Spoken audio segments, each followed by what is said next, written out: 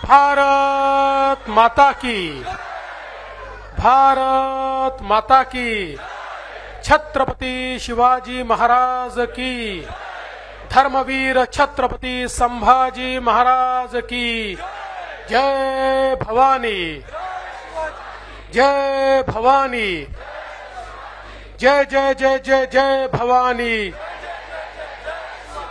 जय जय जय जय जय शिवाजी, जय श्री राम, जय जय श्री राम।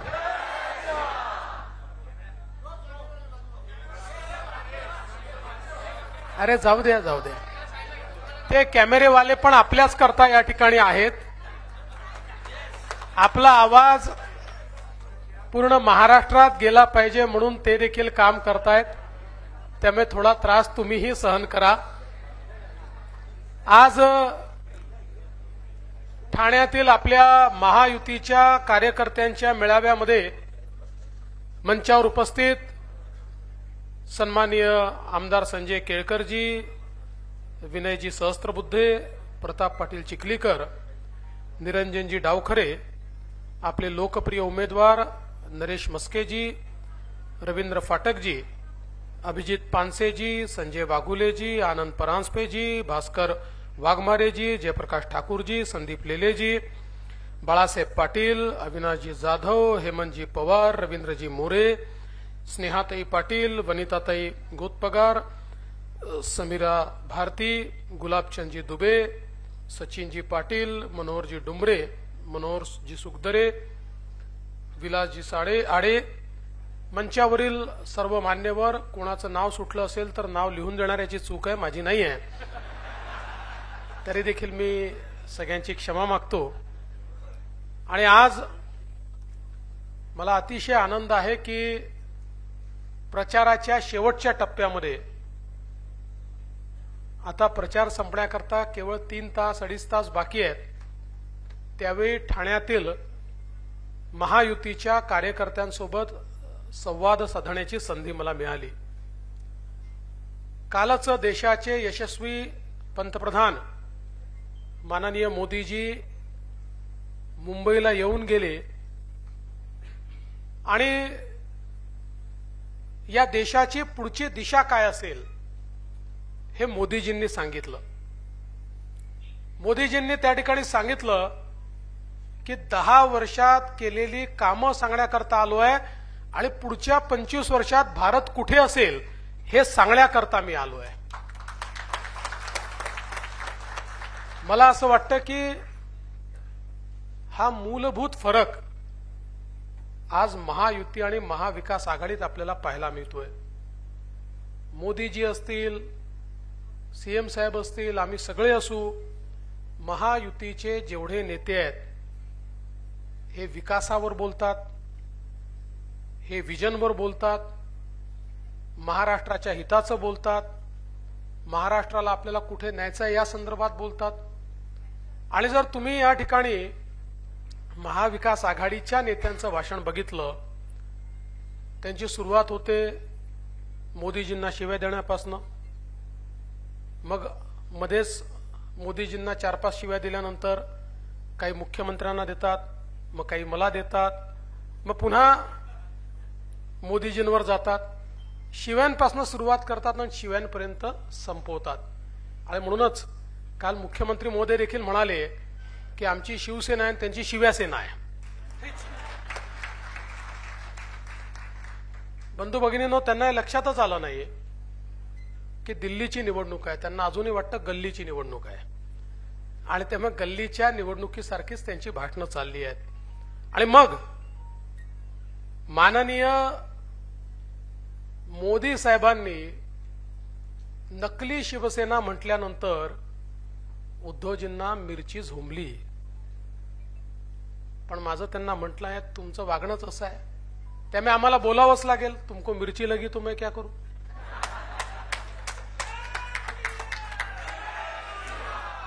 माझा तुम्हाला सवाल आहे, ते आपले विरोधक आहे म्हणून मी म्हणत नाही, पण मला एक सांगा की शिवसेना जी हिंदू हृदय सम्राट शिवसेना प्रमुख बाळासाहेब ठाकरेंची आहे, ती बाळासाहेब ठाकरेंचा उल्लेख जनाब बाळासाहेब ठाकरे म्हणून करू शकते का?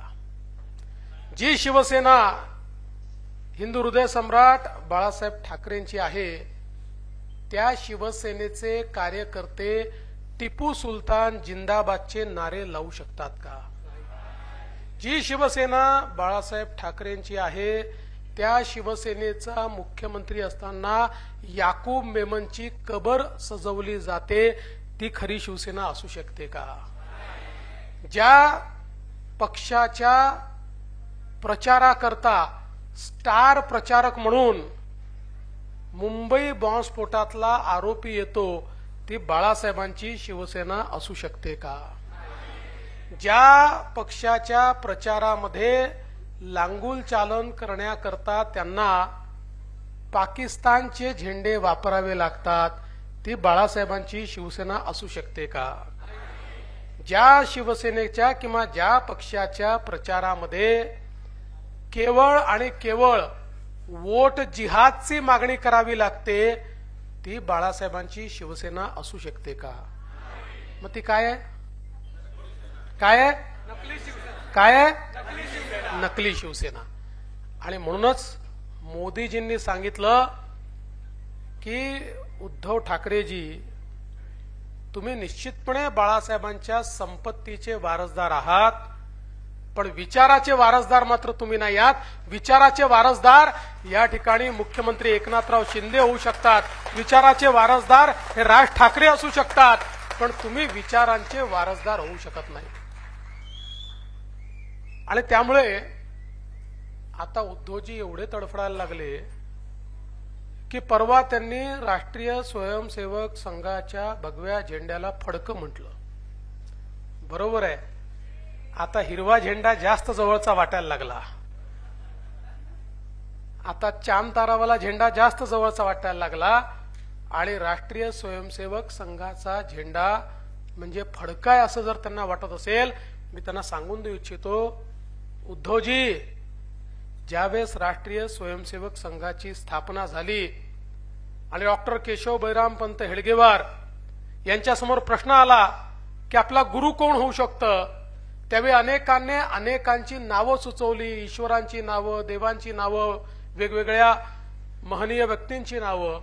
पण त्यावेळेस डॉक्टर हेडगेवारांनी सांगितलं की भगवा ध्वज हा आमचा गुरु असेल, आणि तो याकरता गुरु असेल की हा भगवा ध्वज हा प्रभू श्रीरामांचा भगवा ध्वज आहे, हा प्रभू श्रीकृष्णांचा भगवा ध्वज आहे, आणि हा छत्रपती शिवरायांचा भगवा ध्वज आहे.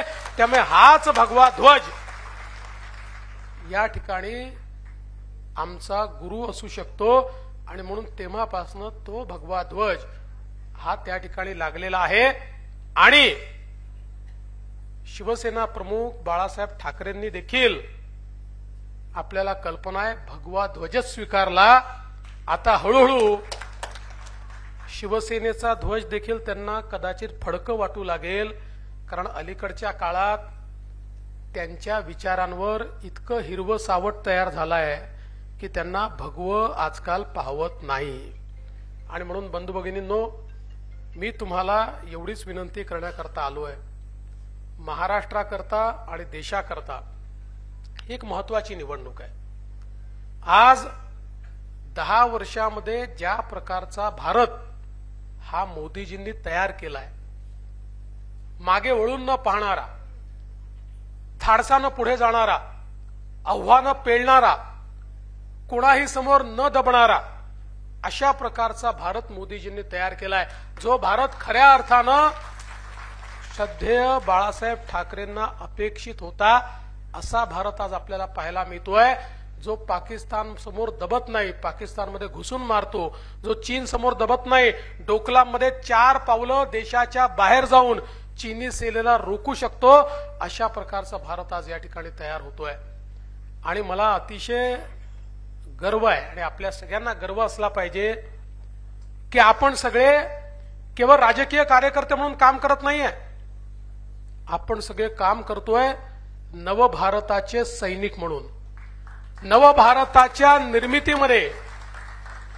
योगदान देण्याकरता आपण या ठिकाणी काम करतोय.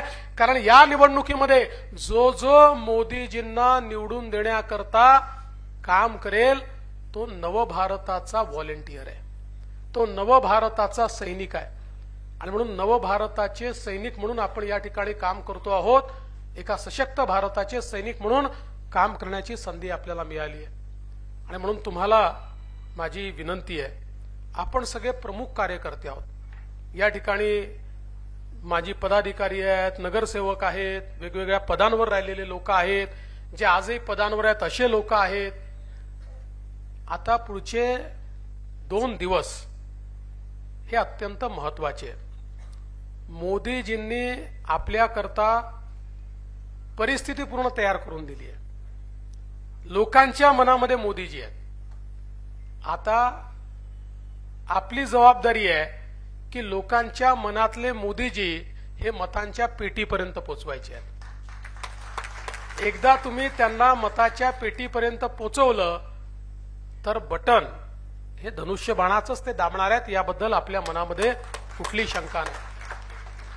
ठाण्याची जागा ही आपल्या सगळ्यांकरता अतिशय प्रेस्टिजची जागा आहे. कारण आपण या जागेवर अजेय राहिलो आहोत. एखाद दुसरा अपवाद सोडला म्हणजे 1977 पासून जर विचार केला तर या ठिकाणी 14 निवडणुका झाल्या. 14 निवडणुकांपैकी 2 वेळा केवळ आपल्याला पराजय स्वीकारावा लागला. बाकी 5 वेळा भारतीय जनता पार्टी आणि 7 वेळा शिवसेनाचे आपण त्या ठिकाणी 14 पैकी 12 वेळा या जागेवर आपण महायुती म्हणून निवडून आलो आहोत. एक प्रकारे आपला बालेकिल्ला आहे. आणि या जागेवर येणाऱ्या ज्या 3 महानगरपालिका आहेत, या 3 महानगरपालिकांमध्ये आपली सत्ता होती. या 3 महानगरपालिका आपल्या आहेत. इथे असणारे सगळे आमदार आपले आहेत. त्यामुळे मला असं वाटतं की अनुकूलता खूप मोठ्या प्रमाणात आहे. आणि विशेषतः ठाणे लोकसभा मतदारसंघाचा जो मतदार आहे हा पूर्णपणे आपल्या विचारांचा मतदार आहे. अतिशय राष्ट्रभक्त देशभक्त अशा प्रकारचा मतदार या ठिकाणी राहतो, ज्या मतदाराला मोदीजींना 3ऱ्यांदा प्रधानमंत्री होताना बघायचं आहे. पण हे सगळं जरी खरं असलं तरी लोकांपर्यंत पोचणं हे अत्यंत महत्वाचं आहे. मला विश्वास आहे आपण सगळे लोक लोकांपर्यंत पोचले असालच.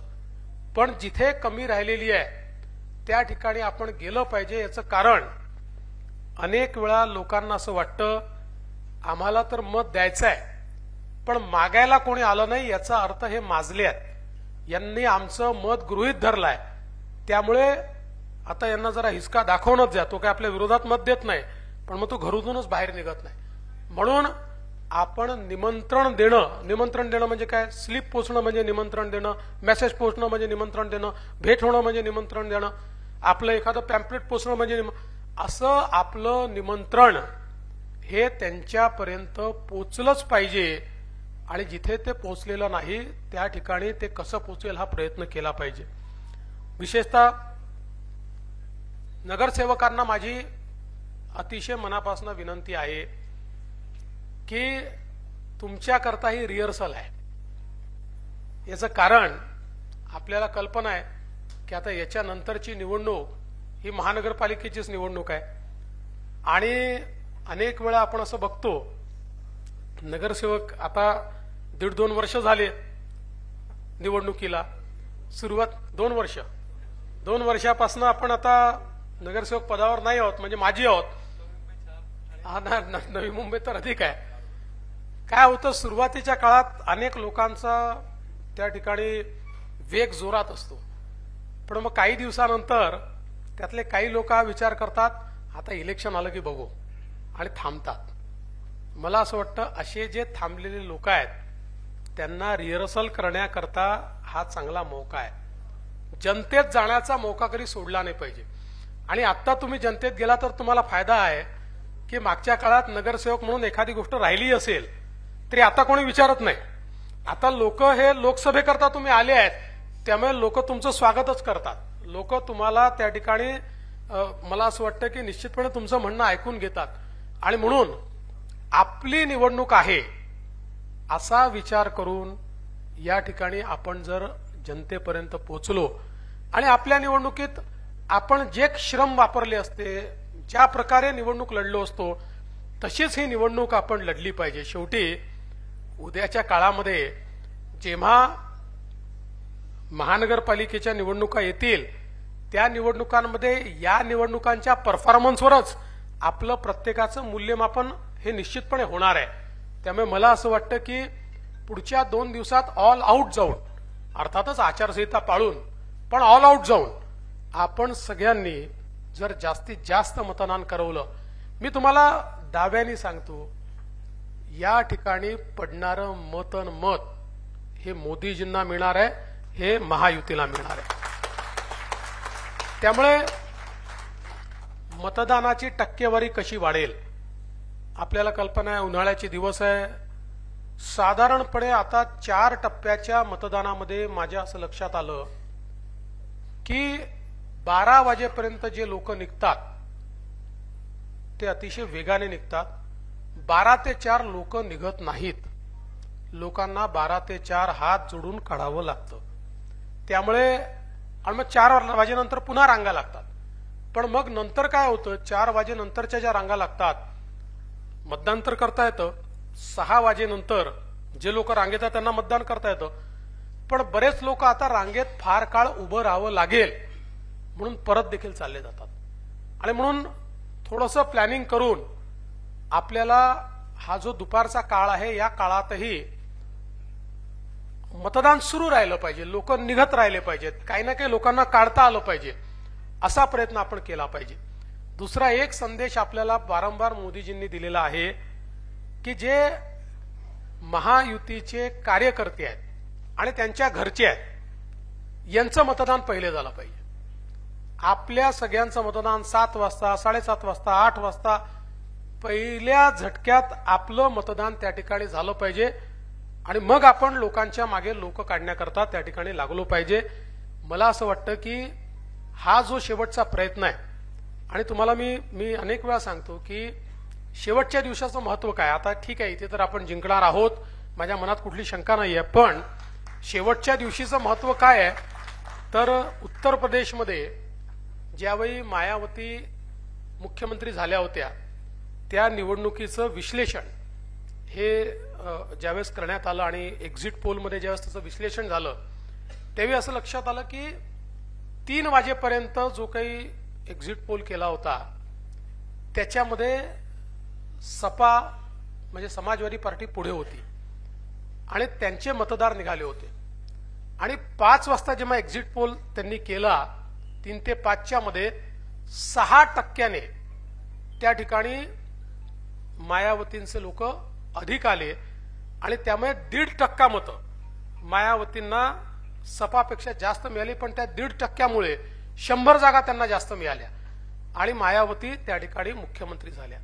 हे सांगण्याचा उद्देश काय आहे, शेवटच्या दिवशी देखील काय होऊ शकतं त्याचा हा नमुना आहे.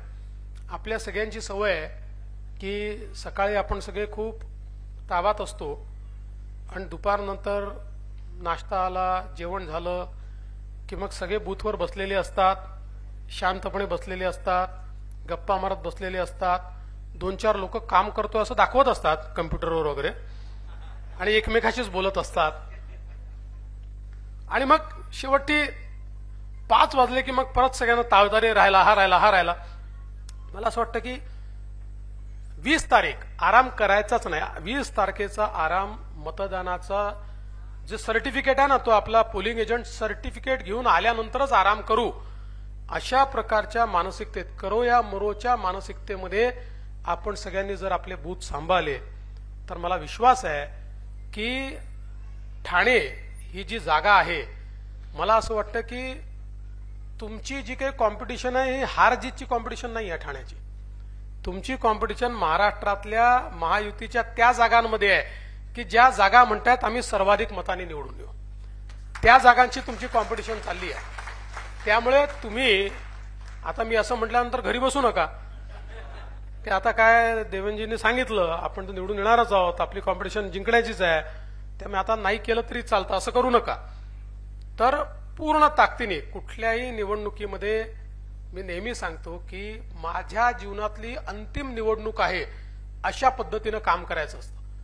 त्यामुळे पूर्ण ताकद जर आपण सगळ्यांनी लावली तर मला विश्वास आहे 4 टप्प्याच्या निवडणुका करून मी या ठिकाणी आलोय, महाराष्ट्रात फिरून मी आलोय. कोणाचा नरेटिव्ह काही असू द्या, कोणी काही बोलू द्या, जनतेने मनातनं हे ठरवलं आहे की मोदीजींना आणि महायुतीलाच मतदान करायचं. मी आज मला कोणीतरी सांगितलं की आज शरद पवार साहेब उद्धवजी यांची प्रेस कॉन्फरन्स झाली आणि उद्धवजींनी सांगितलं आमच्या 48 जागा येतील. मला एका पत्रकाराने विचारलं, म्हणाले उद्धवजी म्हणाले आमच्या 48 जागा येतील. म्हटलं उद्धवजींचं कर्तृत्व मोठं आहे, ते 48 पैकी 49 जागा देखील आणू शकतात. आमच्या काही 49 वगैरे येतील असं मला वाटत नाही.